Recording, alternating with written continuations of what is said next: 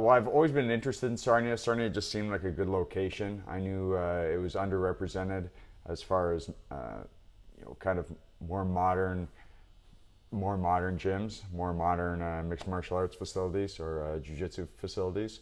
So I knew it was a good market. Then I had a good friend move to Sarnia, and he's the operations manager here. Started out in Brazilian Jiu-Jitsu. I did Brazilian Jiu-Jitsu probably for 6 or 7 years, really competed in the sport aspect of Brazilian Jiu-Jitsu.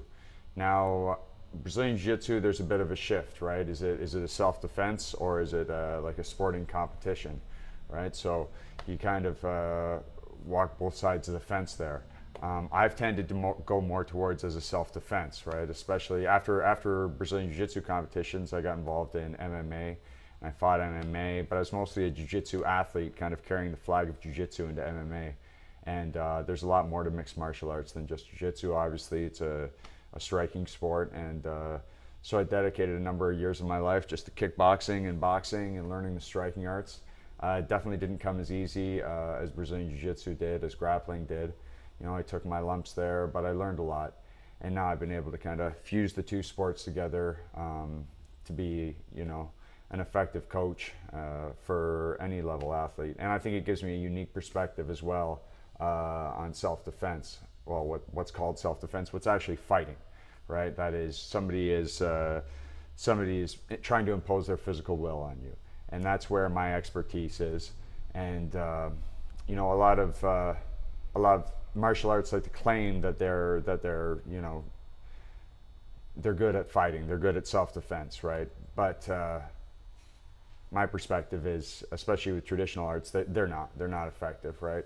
It's called self-defense, but it's not. If you want to be able to really defend yourself, you have to be able to fight. You have to have been in the fight, win or lose, and know what that's all about and understand it. And I've done that. I've put that groundwork in, right? I've competed in kickboxing. I've competed in mixed martial arts. I've competed in grappling competitions, right? So, I don't go out on the street starting fights, but I am, reasonably sure that I am as well trained an individual to deal with, something that could go down in the street as anybody is, right? So I think the main service that I offer is the fact that I can give you some measure of confidence that you will be able to defend yourself, right? If something should occur. Now, most of the time, nothing occurs, right?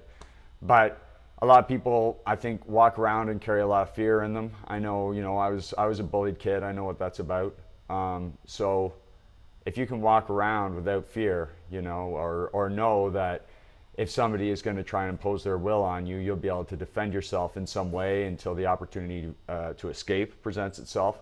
You might not be able to kick the guy's ass, but you might be able, you can definitely do something.